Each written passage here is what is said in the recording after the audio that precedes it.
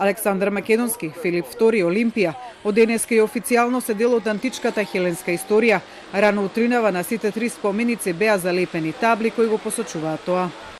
На македонски, албански и англиски, војнот на коњот денеска е означен како дел од античката хеленска историја. Но за да го прочитате тоа, потребно е да направите напор.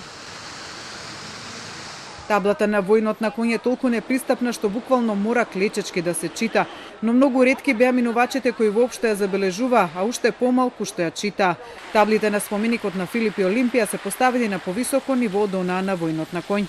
Поставувањето на таблите на спомениците во центарот на Скопје е направено согласно договорот од Преспа, со кој во рок од 6 месеци требаше да се приспита статусот на спомениците, јавните згради и инфраструктурата кои упатуваат на античката еленска историја и да се отстрани сонцето од Вергина од сите јавни места.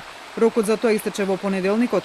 Поради тоа деновиве од шахтите на водовод во центарот на Скопје беше стругано 16 кракото сонце, но нејасно што ќе се случува со плочникот кај трговскиот Буњаковец, кој е јавен простор, но како што информираат од општина Центар во приватна сопственост. За ова побаравме појаснување од владата. Договорот не создава обврски за приватни лица и ентитети, но државата и институциите ги охрабрува и поттикнува и нив доследно да го почитуваат договорот во пракса.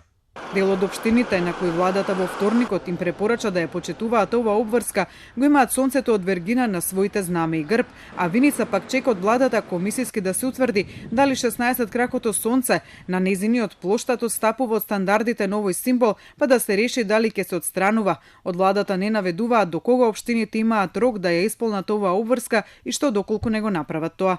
И додека во земјава тече постапката за отстранување на сонцето од Вергина, во Грција се уште се вози по автопат кој води кон Скопје и поранешна Југословенска република Македонија.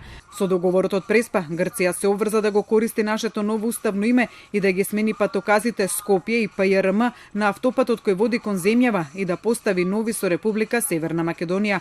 За тоа дали Грција го почитува својот дел од обврските и дали досега е реагирано од македонска страна за тоа, не добивме одговор од МНР, но од владата за Телма велат дека Преспанскиот договор создава обврски за државите и јавните институции на двете страни и оти тие се задолжени за неговата имплементација.